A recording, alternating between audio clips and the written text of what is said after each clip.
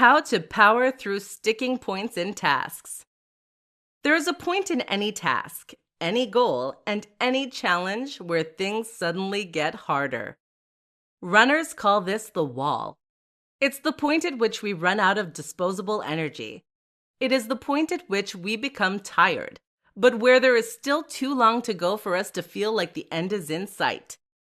It's this point where most of us give up and quit. So the question is, how do you prevent that from happening to you? How do you power through those sticking points?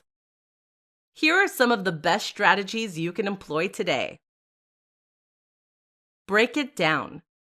One of the biggest mistakes people make when working toward a large goal is to focus too much on the endpoint.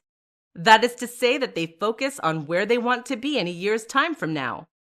While this might be inspiring, it is ultimately too distant and far off to have much of an immediate emotional impact. What you therefore need to do instead is to focus on the short term. Focus on the smallest next step you need to do, and don't worry about the end goal. Focus on the fact that you have 16 miles still to run during a marathon and you'll feel defeated. Focus on completing just the next mile and you'll feel a lot better.